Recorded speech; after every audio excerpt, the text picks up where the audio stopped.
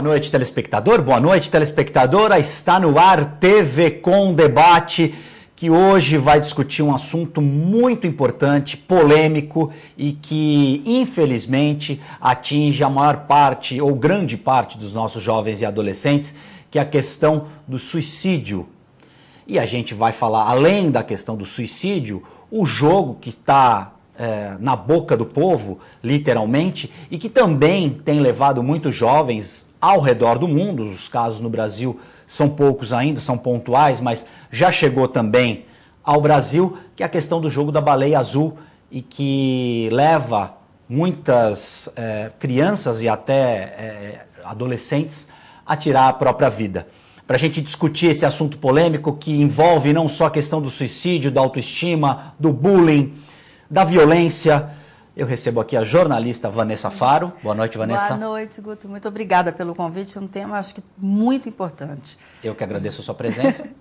E Gisela Monteiro, psicóloga, que também vai nos ajudar a tentar entender esse universo tão complicado e conturbado dos jovens e adolescentes, e também, por que não, dos adultos. Boa noite, Gisela. Boa noite. Obrigada, Guto, pelo convite. O assunto é forte. É forte, é quente, e é importante que seja discutido, porque muita gente coloca isso para debaixo do tapete, não discute. Eu acho que a forma e a maneira mais importante da gente entender, compreender e resolver os nossos problemas é conversando, é dialogando, é debatendo. Então é isso que a gente vai tentar fazer isso aqui, com a sua ajuda, na próxima hora. Moças, eu queria saber de vocês por que as pessoas tiram a própria vida e a gente vê um jogo criado com objetivos e metas em que a última etapa é tirar a própria vida. A que ponto nós chegamos? Eu posso falar assim, respeito como eu sinto isso. Eu acho que são vários fatores, não é só uma coisa que leva, a pessoa está participando do jogo e pronto, vou ter que seguir aquele jogo que são 50 passos que você tem, do 50, então desde você se mutilar, você se machucar, você, enfim, tirar foto mostrando as etapas, mas eu acho que o mundo de hoje em dia é a carência, a depressão.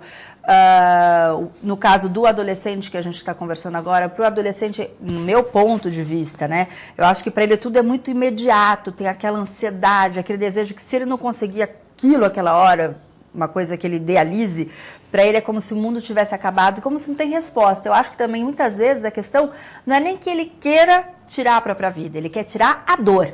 Ele quer acabar com a dor. E aí não vê saída e acha que aquilo é a saída, que a morte é a saída. Então, mas eu acho que a gente vai discutir durante o programa, é claro, né? Porque eu acho que são vários os fatores que levam hoje em dia. As pessoas estão cada vez mais sozinhas também, apesar do mundo tão conectado. Tão globalizado. Mas a gente acaba, hoje em dia, acho que a gente acaba mergulhando muito no nosso próprio mundo também, mas não de uma maneira positiva, que nem vai de meditação, mas de uma maneira que não é tão legal assim. Gisela, então, o que você pode dizer, até porque você deve ter, o teu consultório ele deve ser um campo bem fértil para você analisar esses casos.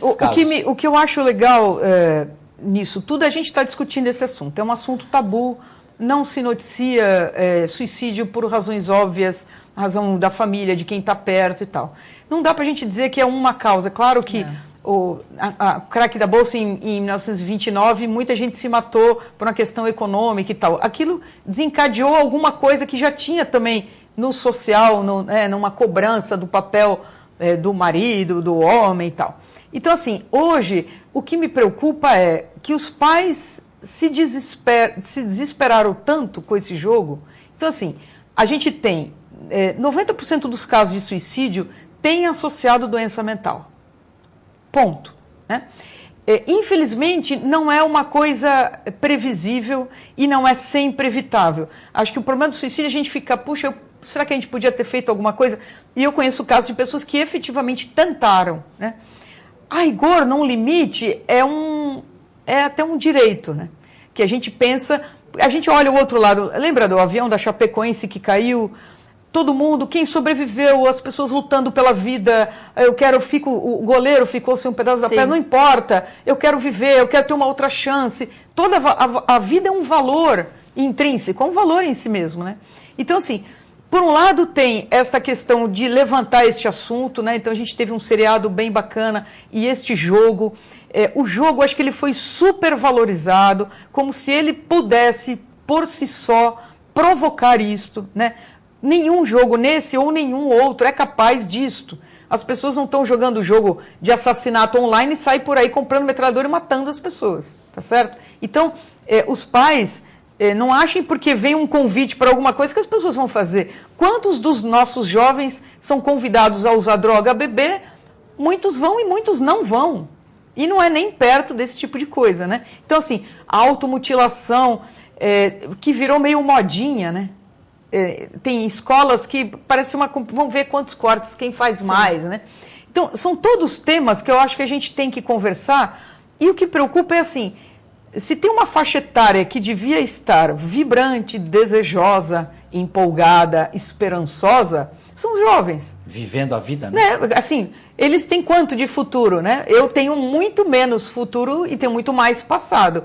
Mas a molecada... E a gente vê também experiências e jovens mudando a própria realidade com expectativa de futuro. Tem tudo isso. Eu tenho uma preocupação da gente também não se afundar numa coisa de que, putz, estamos num vácuo, num Grand Canyon de desespero e tal. As taxas de suicídio do Brasil não são importantes assim. Claro, todo suicídio é importante, mas ele não é campeão. A gente é campeão de antidepressivo, de cirurgia plástica, né? Tem de Rivotril, de alguns medicamentos de qualquer forma, aumentou o número de suicídios entre os adolescentes. Vem aumentando. 26%, que teve um aumento. Vem aumentando na última década um pouco. Então, assim, não tem que aumentar nada, tem que diminuir, obviamente. Isso é uma coisa inquestionável, né? Eu não acho que a gente tenha que fazer um estardalhaço, tenho a impressão que está todo mundo na beira do prédio se atirando, não é isto, mas também não podemos... Eu sempre falo assim, acho que com esse caso, com suicídio, é preferível pecar pelo excesso do que pela... Você tem dúvida? Eu com paciente, se me vem pela cabeça alguma coisa, eu pergunto, você já pensou? Porque tem os sinais, né? Você que é profissional, que é psicóloga, que então, às vezes a pessoa passa a vida inteira ameaçando, conheço caso. Um dia eu vou me embora, não volto mais, um dia me jogo do prédio, um dia dou um tiro na cabeça, um dia. Ela morreu de infarte, não se matou. E tem gente que nunca fala, não falou um A e puf. É que nem Não tem regra, não tem regra. Não existe um perfil... Alguns dão sinal, alguns dão. E aí... eles até... Como mãe, né, eles até falam assim, presta atenção se teu filho está cada vez...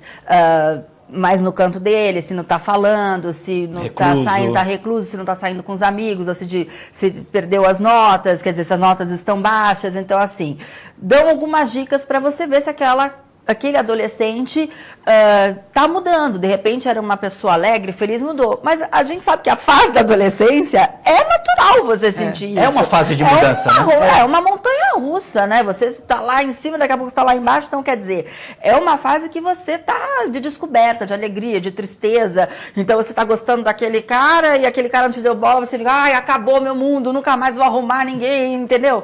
Adolescente tem disso. Eu vivi isso, pelo menos. É tudo muito intenso, né? E eu acho que nessa hora que a gente tem que debater o assunto, que é um assunto que é tabu, muita gente não gosta nem de falar, e muitos casos também de pessoas que tem a família, alguém que tenha se suicidado, às vezes essa pessoa nem fala, porque tem vergonha de falar que o parente se suicidou, que a criança, enfim. Então, assim, eu acho que é uma realidade que a gente tem que discutir, tem que estar debatendo dentro de casa mesmo. Você tem que conversar com os seus filhos, de tudo, né? Eu acho que de tudo. Eu acho que, de repente, o que falta muito hoje em dia é o diálogo. Você estava falando sobre a questão de mostrar, né, os sinais. Tem uma série que fez muito sucesso, está causando também nos Estados Unidos, que é 13 Reasons Why, que é da Netflix, que é produzida pela Selena Gomez e com a mãe dela. E essa série, em alguns países, ela chegou a ser proibida. Nos Estados Unidos, teve um estado que proibiram, porque é baseada num livro. Proibiram um livro, proibiram de assistir a série. Então, assim, 7 adolescentes morreram numa cidade dos Estados Unidos, falaram que era por causa, se influenciaram com a série. Então, muita gente critica, falando que eles romantizaram o suicídio, e outras não, que falam que é muito interessante, é um alerta em relação a aqueles adolescentes, porque a protagonista, no caso, ela não demonstra para os pais essa vontade de tirar a vida. Nenhum sinal. Com os pais, ela está normal no dia a dia. Então, quer dizer, é muito interessante porque mostram várias, seriam 13 razões por quê, enfim, como se tivesse razão para a pessoa pegar e tirar a vida, mas desde bullying, desde assédio sexual, desde estupro, desde alguma violência física, violência emocional. Então, por que aquela menina cometeu aquilo, entendeu? Porque são 7 fitas, a série, você já sabe no começo que ela se suicida, e ela distribui fitas cassete para as pessoas que seriam essas 13 pessoas responsáveis por ela ter se tirado a própria vida. Mas então, eu acho que o interessante para muita gente, eu assisti com a minha filha tem 22 anos, assisti com ela que me falou da série, e a gente assistia junto e discutia sobre o assunto, que eu acho que é legal isso, porque muito pai proíbe, não vai assistir.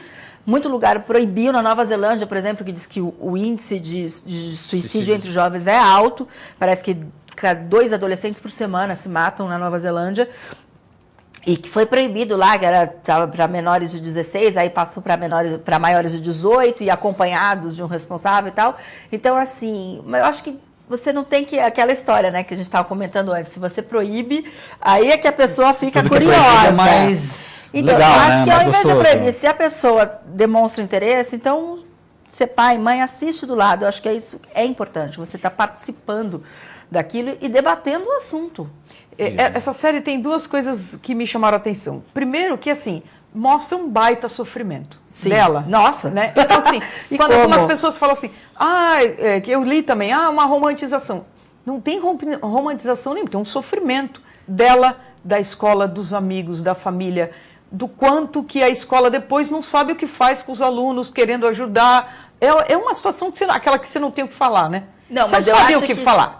Mas eu entendo da parte da romantização, quando a protagonista, quer dizer, a protagonista, ela se suicida. Então, assim, é como na cabeça do adolescente, de repente vai ser aquela coisa de teatral, glamourização, entendeu? Nossa, Romeu e Julieta. Exatamente, aquela coisa que se torna até bonita.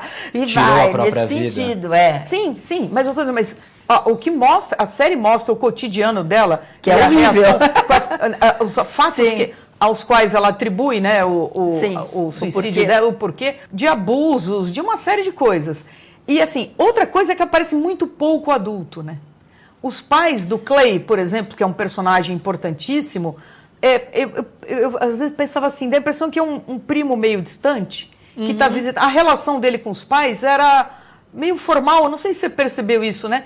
Não tinha uma proximidade. Onde você vai? Eu vou. Ninguém chega, não, você não vai. Você vai sair aonde? Não, agora é hora de jantar. Assim, não tem uma relação de pais vivos, presentes, interessados no filho. É um distanciamento. E a molecada, todos jovens, todos que aparecem, não aparece muito a família. A família, eu digo, quando eu chamo de família, não, se a gente pensar no papai, mamãe e filhinhos, família Doriana não existe. O dever da família, o papel da família é cuidar do desenvolvimento dos menores, né? Físico, social, econômico, da saúde, da segurança, do abrigo, da educação, da carinho, do afeto, né? Então alguém que mostre o caminho. Pode ser avô, avó, tio, padrasto, não importa. Os responsáveis. Os responsáveis, os tutores responsáveis por aqueles jovens menores. Aparece muito pouco no seriado, né? E é interessante que o livro é de 2009. Minha colega de consultório me mostrou um livro, eu estava lendo sobre isso, que é os pais são psiquiatras de um rapaz que se matou. Ele morava sozinho, 20 e tantos anos, era um gênio, lia filosofia, não sei o que lá. Ele um dia se matou, se enforcou. Ela achou um diário dele. E aí ela publicou o diário e fez um comentário. Você imagina uma mãe de um filho que se mata e que é psiquiatra.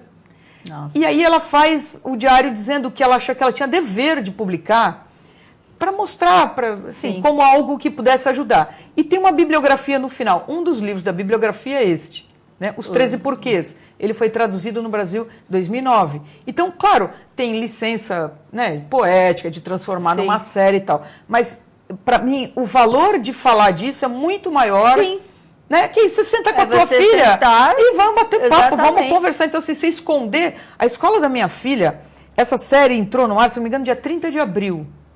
No dia 10... Não, de março, né? Março. Foi 31 de março, último dia de março. Dia 10 ou 12 de abril, metade da escola já tinha assistido. E 10, 12 anos para cima. Vocês que têm filhas adolescentes... A minha a já Bruna, passou a Bruna ela aparece. Vocês sempre conversaram com as filhas de vocês?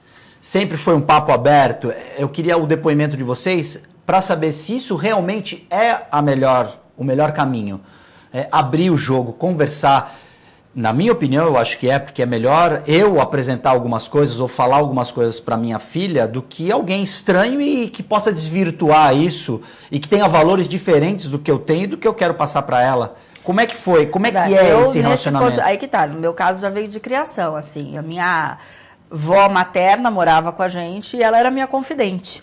Então, assim, ela era divorciada e ela falava, a avó Delu, e ela falava da tristeza dela, que o meu avô tinha deixado, ela ainda gostava dele. E ela acabou meio que, eu falo que ela era minha maninha, né, minha mãe e tal. Então, eu sempre tive isso, de conversar muito com a minha avó. E com a minha mãe, meu pai, eles eram muito jovens, então, assim, uma cabeça muito aberta, e eles sempre falavam, sempre a mim, Vanessa, eu tinha toda a liberdade do mundo, mas aquela liberdade com responsabilidade, entendeu? Então, assim, eu tive muita sorte, porque eles sempre conversaram sobre todos os temas comigo, tudo, desde religião, de sexo, política, arte, enfim, tudo que eu tinha curiosidade, dúvida, a gente conversava e não tinha aquela coisa, aquele tabu, não, esse assunto a gente não pode conversar, isso não. Vai perguntar para sua mãe, vai perguntar? Não, nada disso. Então eu conversava sobre namorado com meu pai, claro que às vezes ele ficava meio... Tinha o ciúme, mas ele não gostava.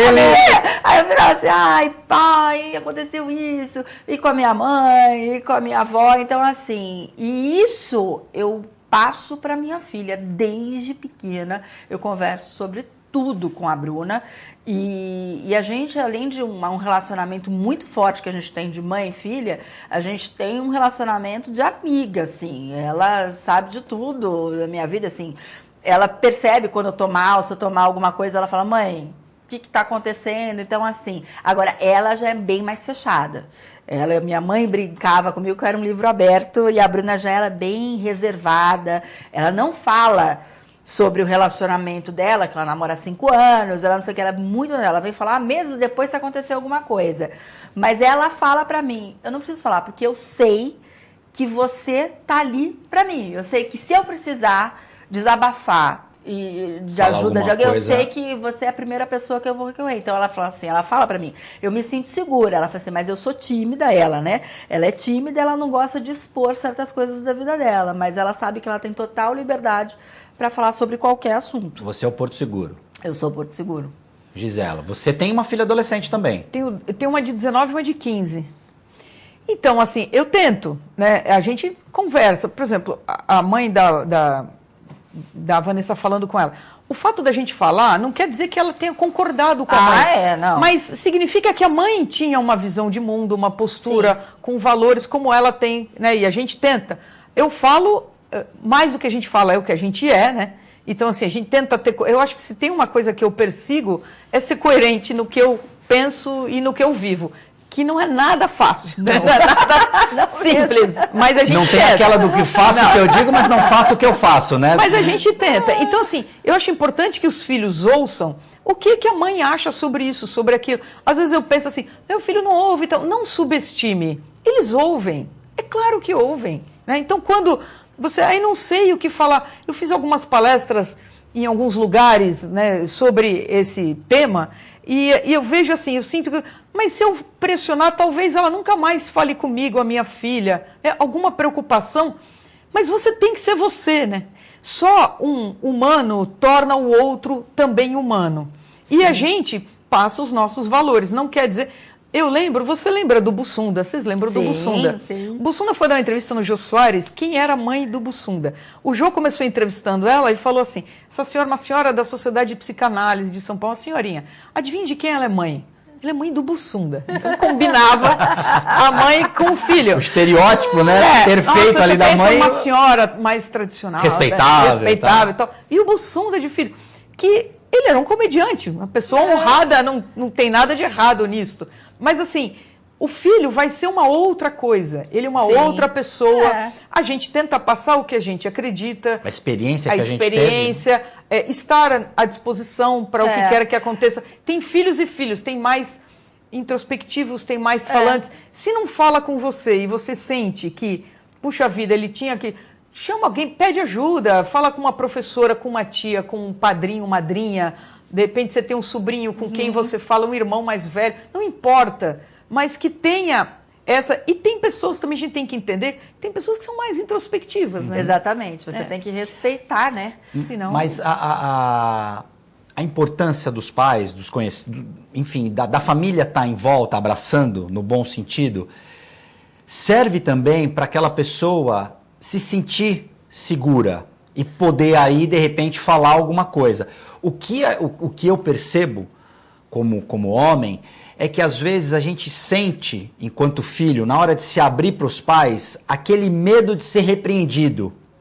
Então acho que muitas pessoas se veem nessa situação. Puxa, vamos usar um exemplo aqui. Eu experimentei droga. A criança, o adolescente foi numa festa, experimentou, fumou uma maconha lá. Eu tenho a impressão que ele vai sentir um temor, um medo de ser punido, ele vai se sentir ali... Puxa, eu vou contar para os meus pais que eu fui na festa, eu fumei maconha, eles não vão deixar eu sair mais, eu vou ser punido. Então aí, eu acho que começa aquela autocensura, porque ele não sabe o que vai acontecer. De repente, olha, mãe, pai, aconteceu, eu experimentei. A maioria não fala. Então, mas por quê? Não fala. Então, não fala porque é errado, entre aspas. Eu acho assim, quando a gente, eu digo mãe, pai, adulto que está cuidando de... Se você grita, xinga, humilha, ofende e bate, você não vai criar um ambiente propício a uma relação de uma proximidade psicológica, não digo intimidade, porque é isso. É amigo também até a página 3. A gente também tem coisas que eu não devo, não posso. É recíproco. Sim, sim. Mas esta que ela diz da mãe ou da filha dela, assim, de você ter esta... Sentir que pode falar. A cumplicidade. Agora, se eu xingo, se eu berro, se eu bato, como que o filho vai chegar junto para falar? Então, não significa que não fazer nada disso eu vou ser permissiva. A autoridade não está no berro. Né? Então não adianta falar, seu vagabundo, seu folgada, o que não você vê, nada. Sabe? Então, assim, se eu sou folgada, vagabunda, preguiçosa... Não, é criar um ambiente que facilite... essa intimidade. A grande maioria não vai falar quando fuma maconha ou quando tomou experimentou uma bebida alcoólica, por exemplo. Nights a mais e tal. Se você tem essa preocupação, dá uns perdidos, vai buscar no meio da noite ou ver o que aconteceu. Vamos usar um outro exemplo. A mãe que é mãe, a mãe é igual, né? Só muda o nome e o endereço.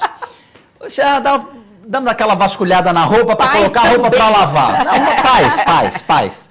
Dando aquela vasculhada na roupa lá para botar para lavar, encontrou lá um cigarrinho de maconha. Qual deve ser É lógico, ninguém gosta, até pelos valores, pela nossa cultura, ninguém gosta de ter esse tipo de surpresa. Eu acho que isso é um começo para a gente ter uma relação fragmentada ou manter uma relação legal de pai e filho. Ou de mãe, enfim. Qual deve ser essa reação? É lógico que a gente vai ficar indignado, a gente vai ficar triste, enfim, onde foi que eu errei, etc. Na opinião de vocês, a gente vai entrar no break, mas podemos começar, depois a gente completa. Como que deve ser essa reação? Tem que chegar a chamar o filho, dar aquela descompostura, ou... Filho, filha... Você experimentou? Por quê? Perguntar, ou esperar? Qual deve ser a reação? Eu acho que aí é muito pessoal. No meu caso, eu conversaria. Eu acho que ter a surpresa ia chamar e conversar. Olha, achei, vi, por que disso? O que você sentiu? Enfim, eu acho que você foi no buscar caso, no meu ali... caso, eu sempre procurei o diálogo. Até para minha filha, eu sempre falei para ela desde pequenininha, assim, fez coisa errada? Me fala. Prefiro que você fale, Você me conte do que eu saber por uma outra pessoa e não minta. Não então, minta assim, pra mim, que eu falava pra ela assim, se você mentir, eu descobrir que você mentiu, aí o castigo vai ser complicado. Então, ela foi criada dessa maneira. Pelo menos eu consegui criar a Bruna dessa maneira. Então, assim, fazia alguma coisa que ela até que achava que eu falava que isso não era nada legal, não sei o que. Aí depois do tempo ela vinha, falava e a gente conversava. Porque eu falava pra ela, porque se eu descobrir que você mentiu, eu vou ficar muito brava. Quando mentira, eu fico brava, eu fico muito brava. Então, assim... Aí é de cada um, né? Eu acho que é de como você foi criado. Pelo menos eu sempre procurei o diálogo. Gisela. Então, eu também acho isso. Se você achou uma coisa no bolso, não finja que não achou. Né? Então, Não faça vista grossa, nada aconteceu. Então vou fazer uma armadilha, vou criar uma situação, vou jogar verde para ver se... Eu sou favorável à objetividade e clareza. Não quer dizer... Então, assim, também temos que ser objetivo. Encontrar um negócio de maconha... Você já andou pela praia? É uma coisa cada vez então, mais assim, comum na nossa... Estranho seria, de certa forma, né? você pensar assim, não é o fim do mundo. Não, aliás, o mundo caminha para a liberação. Sim. Né? A questão é, você comprou, você usou, está usando, como qualquer coisa, né? Que significado tem aquilo naquele dia? Você está usando todo dia, não está usando? Por quê? Porque a bebida, a maconha, de certa forma é uma automedicação. Né? Para que você fuma? Tem um efeito. Né, de alteração. Por que a molecada... A minha grande preocupação hoje chama-se álcool. Não é maconha. Os é remédios álcool. sintéticos também, né? Porque a molecada bebe muito. Bebe até toda semana. Bebe eu até acho cair. que aí entra uma coisa interessante. No caso da droga, da maconha, a minha preocupação, em primeiro lugar, seria... Onde você conseguiu isso? Quem te apresentou, né? Você né? foi até o local? Você teve contato com o traficante? Quer dizer, então assim, isso me assustaria mais. Porque a gente vê hoje o álcool, que é uma coisa que é liberado. Você tem em supermercado, você tem em padaria, você tem em tudo quanto é lugar, que cada vez tem um maior número de meninas, de meninos... álcool é uma coisa que é bem vista, quer dizer, aceita na sociedade, que é uma coisa que é um charme. E se você vai numa festa, já passei por isso, e eu falo, não, eu não quero beber, como não? Já, até já uma coisa, não é? Já é uma te coisa, olham torto. Você não bebe? Você não bebe? Eu falei, não, eu bebo, mas hoje eu não tô afim, não quero. Como se fosse um alien, né? Como se fosse, é como se até fosse uma ofensa. Está todo mundo, a galera, tomando um chopp e você não... é muito chata. Você vai ser do contra? Como você é chata que você não bebe, entendeu? Então, assim, e é uma droga. E assim, preocupa porque a molecada com 15 anos está tomando porre toda semana. Quando esse cara tiver 25, ele tem um fígado de 10 anos. Com 25, ele não vai estar tomando porre toda semana, provavelmente. Né? Porque a gente espera que ele esteja já iniciando vida profissional e tal. Porque se tiver, com 35, ele tem 20 anos. E aí, o porre, para mim, é comemorativo. Você vai extravasar uma situação. Filho, a gente festa no casamento, abriu uma empresa, está fazendo uma festa de 20 anos de empresa, aniversário de casamento, sei lá. Me realizei profissionalmente E não precisa ser um porre do tipo PT, porque a expressão do porre é perda total, né? Você fica caído na rua com o cachorro lambendo seu rosto. Quando você está nestas condições e se mistura o álcool com o energético, dá uma amnésia. E aí, que eu sempre brinco, que eu queria criar um aplicativo no celular, quem aí manja disso e tal, que tenha um bafômetro, e na hora que você começa a tentar mandar mensagem, ele trava, não manda WhatsApp, Messenger, nada, porque as pessoas fazem grandes bobagens com o celular na mão, pede desculpa, ou se declara, ou que não sei o quê. Ou xinga, ou distrata. Aí o celular que fale, pare agora, que você já passou, você tá já foi numa zona... Aí que tá, essa hora que tem que ser o aplicativo amigo, não é? Então, mas daí você vê as meninas e meninos fazendo coisas que não queriam, que não planejaram, e que o efeito da droga o impede de se impede adultos que sabem mais o que querem e o que não querem, que dirá uma pessoa de 15, 16, 17 anos. Né? Moças, nós vamos fazer um rápido break, o TV Com Debate volta em instantes.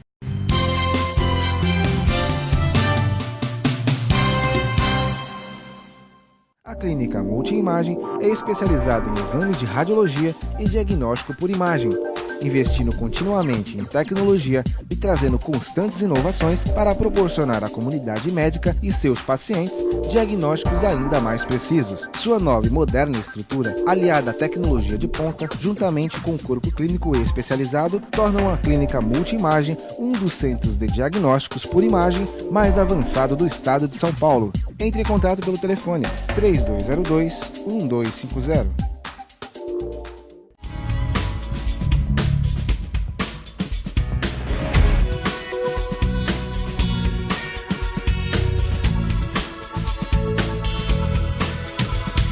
Unilaser, um centro de referência único que, concentrando recursos tecnológicos e a capacitação técnica de seus médicos, pode diagnosticar e tratar as doenças da visão, aplicando uma oftalmologia de ponta com reconhecimento nacional e internacional. Unilaser, unidade oftalmológica de laser.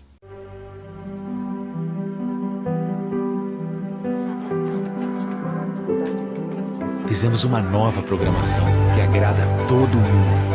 Mais de 240 horas de animações, ficção, séries, documentários. Um conteúdo inteiramente criado e produzido por grandes talentos de todo o país. Porque como brasileiro, você merece uma TV assim. Audiovisual brasileiro. Assista, recomende, dá orgulho de ver. A melhor programação, RVD.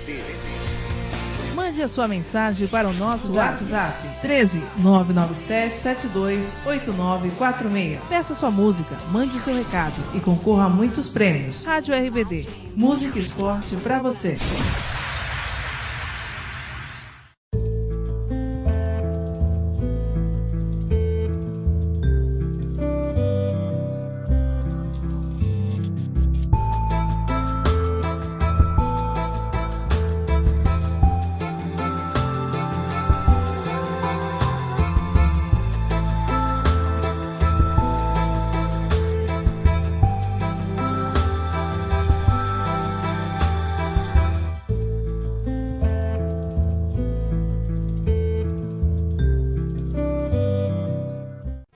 Venha viajar no mundo dos documentários, produzidos em diversas partes do país com variados temas. Em pleno século XXI existe muito preconceito, né? O preconceito racial, preconceito sexual, preconceito social. Esse fim de tarde é mesmo que a gente ter nascido de novo. É uma mensagem de paz para o mundo. Tudo bem a gente apanhar um pouco se a gente conseguir andar um pouquinho ao mesmo tempo, assim. Mas faz parte, né? A gente não agrada todo mundo sempre. Domingo, 11 da manhã e com horários alternativos aqui na sua TV Com.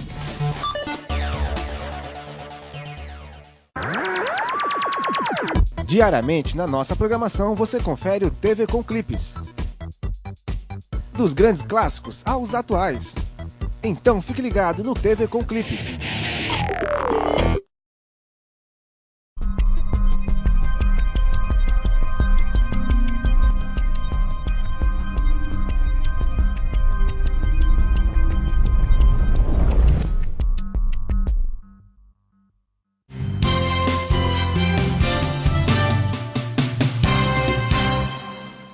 TV Com Debate já está de volta. Hoje eu recebo aqui a jornalista Vanessa Faro e a psicóloga Gisela Monteiro. Antes da gente voltar ao assunto, ao nosso bate-papo aqui sobre suicídio, sobre os outros assuntos que permeiam essa situação, queria agradecer a Eduardo Silva por ter cedido aqui Vanessa Faro. Eduardo Silva, diretor da TV Tribuna, muito obrigado por ter cedido Vanessa Faro para estar aqui fazendo parte do nosso programa e enriquecendo aqui o nosso debate. Moças, o jogo Baleia Azul foi quem criou, quem foi o cérebro que criou? E aí eu queria saber de vocês o seguinte: entramos no jogo, entramos no Baleia Azul lá. Eles dão 50 tarefas para os usuários cumprirem e aí o último é tirar a própria vida. Como se proteger disso? Quem que é suscetível a entrar num jogo como esse? E não dá para sair? Então, assim, que eu li a respeito recentemente, não sei se foi agora, nesse mês mesmo, que eles prenderam um garoto russo de 21 anos que alegou ser um dos criadores desse jogo, do Baleia Azul, e ele até falava, sem nenhum arrependimento na entrevista, de que ele criou, que era a intenção dele mesmo era para se livrar da escória da humanidade. Então, quer dizer, ele sabia que ele iria atingir pessoas fragilizadas e que era uma maneira dele se livrar dessas pessoas. Então, realmente ele queria que elas morressem, que se suicidassem. Então, veja bem... a coisa do adolescente que está frágil, vai naquele jogo que tem 50 etapas, ele, do que eu li a respeito e tudo mais, que a gente vai pesquisar. O adolescente já está fragilizado naquela situação, ele se sente acolhido, porque ele vai encontrar outros que estão fazendo o jogo, fazendo daquela turma, daquele modismo, a gente pode falar assim. Outros iguais que estão passando por aquele dor, por aquele momento frágil, por aquela situação que ele não vê amanhã, não vê uma saída. E aí, só que para você ser a baleia azul, você tem que se matar. O que eu li alguns relatos, é claro que a gente não pode afirmar que todos que fizeram o jogo, e que realmente se mataram, que se suicidaram, que foi por causa do jogo ou não, mas enfim, muitos falavam, escreveram fim em algumas redes sociais, falaram que foi relacionado a isso, ao jogo Baleia Azul. Outros casos, a gente estava conversando antes aqui no Brasil, teve uma menina que comentou que começou a seguir o jogo, que ela tentou sair, mas que parece que tem tipo um conselheiro, cada grupo tem tipo um conselheiro lá, que cuida de uma turma, como se fosse um monitor, um observador, enfim. E que aí ele ameaça. Então ele falava assim, mas eu sei tudo sobre a sua família, sei tudo sobre você, se você não cumprir as etapas do jogo, a sua família que vai sofrer. Então ameaçando de que iria matar a família, ou o pai, a mãe, o irmão e tal. Então, no caso dessa menina, ela tentou 2 vezes se matar. A mãe conseguiu evitar 2 vezes, e que ela, dessa última vez, ela falou, foi para a polícia e falou que ela tentou até se livrar, se arrependeu, mas que eles ameaçavam, falavam que ia acontecer alguma coisa de ruim. Mas é claro que eu entrar no jogo Baleia Azul, eu não vou ler, eu não vou me matar. A Gisela também não, nem você. Por quê? Porque a gente tem uma consciência, não está naquele momento fragilizado, não está naquela, enfim, depressão que leva ao adolescente, a pessoa, a pensar, a cometer o suicídio, que não existe mais nada, que não tem mais esperança nenhuma. Então, é claro que quem vai seguir o jogo, que a primeira, que nem a Gisela estava comentando, vou abrir, isso é que besteira, que coisa, né? Eu acho que são várias reações. E aí acabou pegando naquela questão daquela pessoa fragilizada, que está passando por um momento de depressão, ou que tem problema de síndrome do pânico, de depressão, ou um problema psicológico, tem que ter uma questão química, um tratamento, enfim, e ela acaba se levando e entrando nessa história da baleia azul.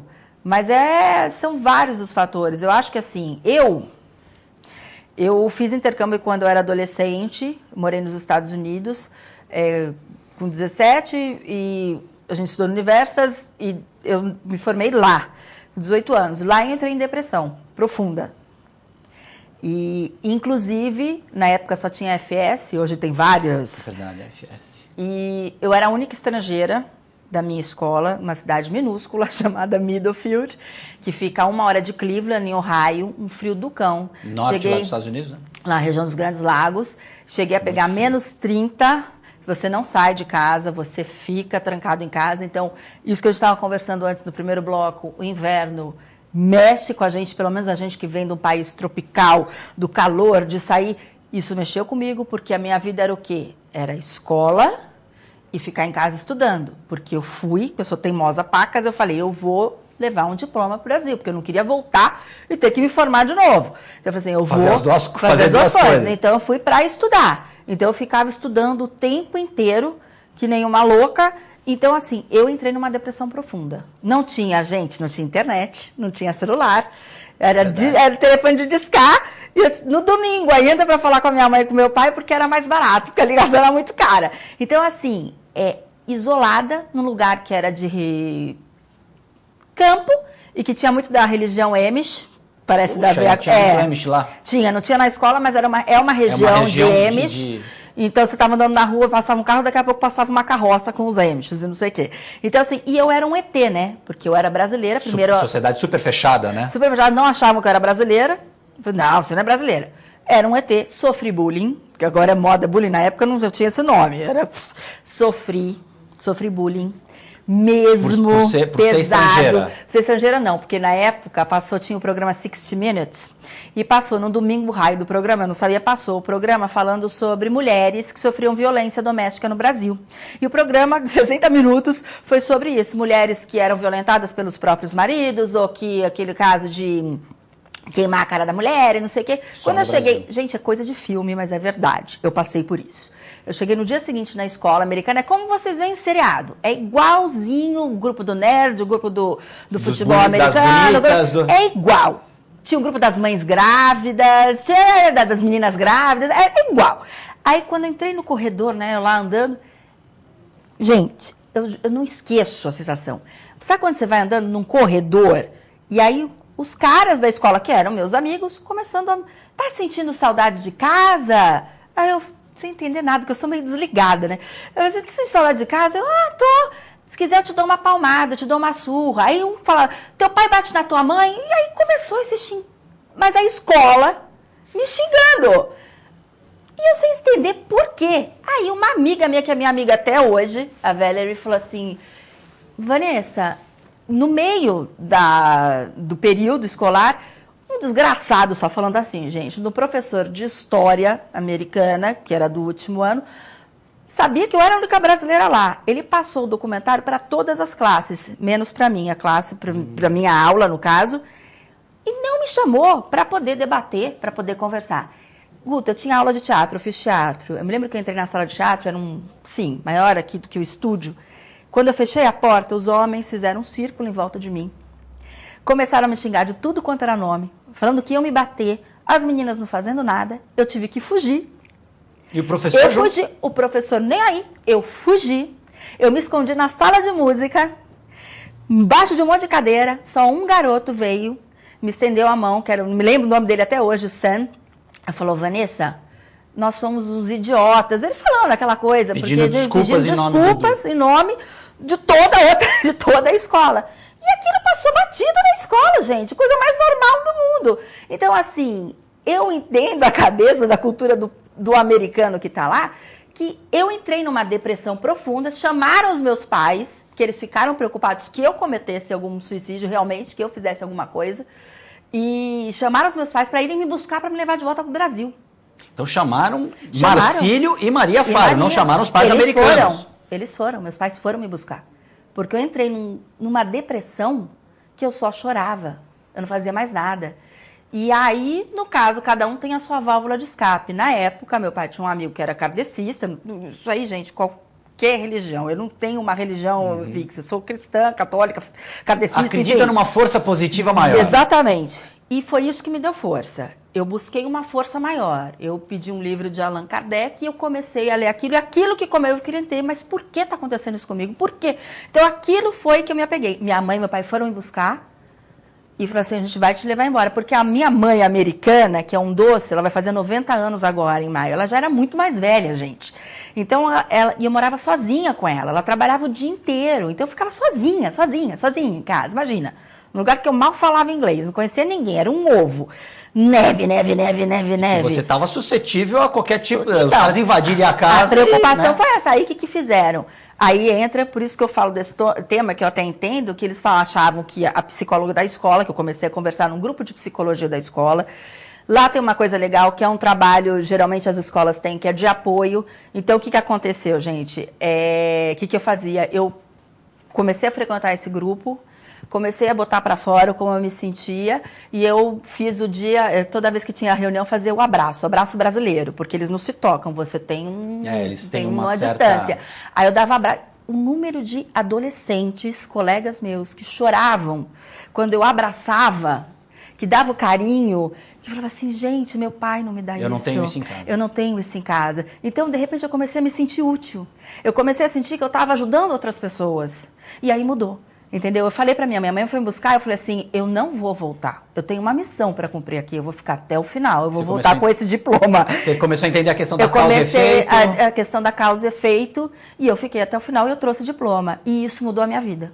Foi, na verdade, um momento de decisão. Foi. Você Mudou a minha vida. Decidiu ficar, eu saí vencer. daquela depressão, aí parece que junta tudo, né? Porque eu estava no inverno, aí começou a vir a primavera. Aí os outros, eu era a única estrangeira da minha cidade, da minha escola. Mas aí, como o pessoal ficou preocupado comigo, os outros estrangeiros que moravam em outras cidades arredores começavam a me chamar para ir final de semana na casa de um, na casa de outro. Aí eu comecei a me sentir o quê?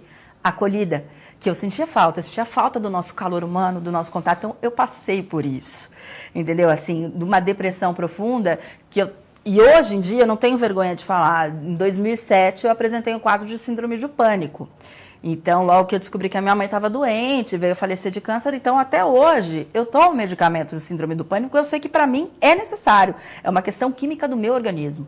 Então, assim, eu fico vendo essa série, 13 Reasons Why, o Jogo da Baleia Azul, eu me vejo de vez em quando naquele momento nos Estados Unidos que eu via era uma escuridão de alma, de pessoa, você não via nada ao teu redor. Eu falei assim, gente, eu tô aqui sozinha. Você volta um pouco para aquela... Volto um pouco para aqueles momentos. Claro, não cheguei a pensar em matar, não, mas houve essa preocupação dos psicólogos que estavam ali, tanto que quiseram que eu voltasse para o Brasil, eu não voltei, mas assim, mas aí que tá, cada um tem uma válvula. Eu tive o carinho de algumas pessoas que eu achei que não fosse ter, então eu tive o apoio, meus pais foram lá, mas olha, a gente está aqui presente, a gente veio do Brasil, a gente está aqui, se você quiser, a gente está, então quer dizer, eu me senti, e eu sabia que eu sempre fui muito amada. É engraçado, eu sempre fui muito amada, muito, muito, muito amada pelos meus pais. Isso eu nunca tive nenhuma dúvida, sempre foi assim, ó, o amor maior, mas quando bate a depressão, você não tem uma explicação, uma coisa que você não sabe por quê, uma tristeza tão grande, tão profunda. Você não sabe nem de onde vem. Não sabe de onde vem. Então, às vezes, eu acho que, de repente, esse jovem que recorre a esse jogo aí, Baleia Azul, ou tenta o suicídio, às vezes é uma tristeza tão grande, é uma dor tão grande, tão absurda, ele mergulha nele e não consegue ver nada ao redor. Não vê amanhã, não vê um futuro. Então é isso que a gente tem que mostrar para esse jovem, no meu ponto de vista, que tem amanhã, tem futuro, que tem um amigo, ou a madrasta, ou o padrasto, ou a mãe, ou o pai, ou um bicho de estimação, mas, entendeu? Tem que ter alguém do lado para ele poder desabafar, ele se sentir amado. Eu acho que falta muito amor hoje em dia. Engraçado, eu era muito amada, sabia que era muito amada, minha mãe americana, adoro, ela se preocupava comigo, mas não sei, é uma explicação que você se sentia ali. Guto, eu posso falar, vou parecer muito metida agora falando, mas o Universas não era popular, vamos dizer assim. Sim. Não era, sim. era. Então, era. Aí você chega numa cidade que você não é ninguém. Completamente o oposto, né? Eu não era ninguém, então assim, era ralé, entendeu? Então assim, foi uma experiência de vida que eu acho que o que me fez vencer hoje foi, de repente, essa experiência de vida que eu tive quando eu era adolescente. Te deixou mais forte. Mais forte. Gisela. Então, eu acho que esse jogo da Baleia Azul, assim, a gente tem páginas no Face, por exemplo, ou blogs sobre anorexia, bulimia, suicídio e tal. Então, uma coisa é a gente ter a prova de que isso existiu. E é claro que o que tem lido é que ele atingiu quem foi buscar essas páginas. Já tem uma discussão se se deveriam tirar do ar essas páginas, né, que incentivam suicídio e tal. Se o cara quer, de fato, o que eu acho que faz a diferença um jogo desse ele organiza a prática, entende? Se eu estou numa situação como a Vanessa descreveu agora, me sentindo mal, ela não teve ideação suicídia, podia ter tido, e de repente entra numa comunidade, na época não tinha internet, mas vai se encontra um grupo de alunos ao redor que organiza, olha, a gente tem uma prática, a gente liga o carro, ou faz não sei o quê, ou toma tal coisa. O jogo, ou qualquer página desse tipo, eu não queria só falar do jogo, mas ele organiza isso. Então, olha, com etapas como se você fosse se encorajando aos poucos para finalmente praticar, né? Eu ainda fico com a minha interrogação sobre isso. Mas o que importa não é o jogo em si mesmo, é a gente estar vendo essa situação que acontece. Quer dizer, você ter alguma... Porque se o cara quer mesmo, ele não tem a baleia azul, ele vai ter o Fusca vermelho, ou sei lá, qualquer outra coisa que vai ajudá-lo a concretizar um desejo. Entende? Por exemplo, uma roleta russa. Eu tenho um grupo de roleta russa. Todo dia nós vamos... Seria um paralelo desse jogo. A gente tem uma outra característica que é o seguinte... A depressão, um jeito de definir bem genericamente, a depressão trata-se de uma incapacidade de agir, né? É uma paralisação. Não dá vontade de fazer nada, você não tem estímulo para nada, vontade para nada. Mental e física, né? Em todos os você sentidos. Você quer dormir o dia inteiro. Claro que tem um espectro, assim, desde pessoas que nem tomam banho, não saem da cama, até gente que faz um monte de coisa para não pensar. Se ocupa. Então, assim, é uma incapacidade de mudar a própria vida, né? Tanto que os suicídios acontecem mais feriados e domingos, né? Que é aquele momento que você está em casa... a musiquinha do Fantástico antes. Eu ia falar amanhã é segunda-feira de novo, o que eu vou fazer? Eu vou ter que voltar para aquele lugar. Então, assim, esse processo, né, de você se sentir deste jeito, se a pessoa quer de fato, ela vai tentar...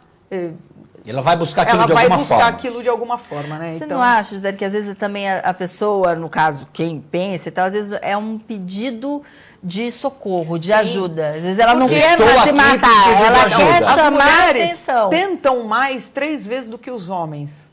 Raramente um homem tenta se matar e não consegue. Ele escolhe um jeito, um tiro, tal, que vai finalizar a coisa. Eu estava falando porque o antidepressivo, ele te tira... Às vezes, pacientes precisam tomar medicação para poder ir no consultório e você poder trabalhar. Então, ele te tira desta incapacidade de se movimentar. Ele tira a tua cabeça de fora d'água. Então, para adolescentes não se deve dar, porque se tem ideação suicida, ele pode concretizar. Ele vai ter a coragem de fazer. Então, se você olhar a bula de antidepressivo, tem lá uma recomendação para adolescentes e tal. Então, a adolescência ele é um período crítico. Essa característica da impulsividade, então, às vezes não é uma coisa assim, eu pensei a vida inteira. Não, me veio na cabeça. Surgiu uma oportunidade, ele faz. Né? Então, tem de tudo. De tudo. Tanto que às vezes a gente tem um tema, você tá louco de fazer o que você fez? E depois, puxa, é mesmo, né? Você vai pular ali. Pulou de uma cachoeira. Pô, mas você tá louco? Você não sabia que você, de repente, podia bater com a cabeça na pedra lá embaixo? Pô, nem pensei nisso. Eu fui acho que é meio indestrutível, né? A gente não vai acha acontecer nada que a gente é de aço, né? Que é da adolescência, exatamente. O cara vai a 200 por hora, fura todos os faróis vermelhos, contando que não vem ninguém na transversal, não né? deixa de ser uma tentativa de suicídio, porque você sabe, que você comentou, a Gisela comentou sobre isso. Só velho que morre, né? Eu sou jovem e não morre. Estamos chegando, infelizmente, na parte final do programa. Moças, os responsáveis, a família, ainda são as pessoas mais indicadas a detectarem esse tipo de problema nos jovens? É a observação que vai fazer com que se perceba alguma situação estranha? Eu acho que quem está ao redor. Por exemplo, casos de anorexia, a menina está magérrima e ninguém vê. Quem denuncia que ela está anoréxica normalmente não é um membro da família próxima. Isso é uma característica importante. Então, assim, no suicídio, se tem alguma... O que você... Teu filho... a Vanessa, quando descreveu muito bem assim, é uma instabilidade. Mas você tem um certo padrão do teu filho. Né? Então, assim, eu acho que a escola é uma coisa inquestionável. Tem que estudar e ir bem na escola e ponto. Não precisa tirar 10, mas tem que ser aprovado, não é para ficar em recuperação e ponto. Né? Aí, come mal, dorme mal... diminui desempenho escolar, muda de turma, né? Uma característica importante é a sensação de pertencimento, né? Eu sou dessa turma aqui. Então, qualquer mudança brusca aqui, na dúvida, pede ajuda, leva no médico, conversa com alguém, vai fazer uma avaliação psicológica, se o colega psicólogo achar, ele encaminha para um psiquiatra. Acho que peque pelo excesso, conversa na escola, às vezes a escola está percebendo, mas de adolescente não é comum ficar chamando pai e mãe. Sim. Né? A escola nem deve ficar por qualquer coisa, mas você tem dúvida, vai lá conversar na escola. Eu acho que a gente tem que tentar entender o que está se passando. Se tem pistas, e muitas vezes há pistas, você pode, às vezes, pegar pela mão, aí trata, cuida, vai atrás e reverte. Né? Eu fiz isso com meu irmão. Eu tenho um irmão 20 anos mais novo do que eu, que ficou como filho, o Lucas, e ele entrou num período de depressão, e eu, por ter passado, eu vi... Você percebeu? Eu percebi que ele estava mal, e aí eu falei assim, Lucas, você tem que... Vamos conversar, vamos tratar. Levei no psicólogo, psiquiatra, mas ele foi reticente, não queria tomar medicamento e tudo mais e tal. Mas aí ele melhorou, ele descobriu no esporte o remédio dele. Então, ele é uma pessoa que ele tem que praticar esporte todo dia, que quando ele pratica esporte, ele está bem, ele está feliz. Então, eu reconheci isso no meu irmão e é você não ter vergonha. Todo mundo está sujeito a isso. Então, você vê que a pessoa não está legal, ou um amigo teu, você estender a mão, você tem que conversar em casa. Eu acho que você tem que pegar, conversar com teu filho, conversar com a tua filha, ou está vendo teu primo, enfim... Não pode ter vergonha, não pode ser um tema, tá com depressão, tá... Não, você tem que trazer para perto de você e tem que conversar. Eu acho que, para mim, no ponto de vista, é a melhor maneira. Às vezes, o adolescente não vai querer escutar o pai e a mãe, né? Tem disso, né? Mas, uma vez, minha mãe fez isso com meu irmão, inclusive, que era outro caso. O que ela fez? A gente sempre teve muito próximos amigos do Lucas em casa, as minhas amigas sempre eram muito próximas da minha mãe. Então, o que ela fazia? Às vezes ela conversava com aquele amigo dele, fez um papo fazia ali. o papinho ali, e eles adoravam, minha mãe e tudo mais. E até hoje eu tenho amigos do meu irmão, que, minha irmãzinha, que lembra, e às vezes eu converso com ela, aí eles vêm conversar, eu acho que o Lucas não tá legal, não sei o que, aí, entendeu? Tem aquela coisa, assim, de você, de repente, se encontra uma outra pessoa ali que pode ajudar aquele teu parente. Observação, né? É uma sintonia fina com a... olhar ao redor e também tirar da cabeça, olha, isso só acontece com os outros. Não, agora todo mundo, os meus, na minha família, não, isso jamais, eu não vou nem me preocupar com isso. Mas é aí que a gente falha, né? Interesse-se pelo seu filho. E não é que nem a gente fala assim, você pode falar 20 vezes por dia, eu te amo, eu te amo, eu te amo, eu te amo, e ser oco, né? Então, não é você ficar dizendo, você se sentir amado, né? Então, que você se interesse pelo que ele está fazendo, pelo que está acontecendo, porque o filho percebe isso, né? Claro. O aluno percebe, né? Se o professor está interessado, né? É verdade. Moças, infelizmente queria agradecer demais, Vanessa Faro, muito obrigado. Gisela Monteiro, muito obrigado. Vamos voltar nesses temas que eu acho que são importantes mais vezes. Obrigado a você, telespectador, pela audiência. A gente espera ter nessa hora ajudado um pouco a esse tortuoso caminho ser percorrido com um pouco mais de paz. Observe seu filho, observe sua filha, converse, abra o jogo, é o melhor caminho. TV Com Debate fica por aqui, nós voltamos na próxima edição.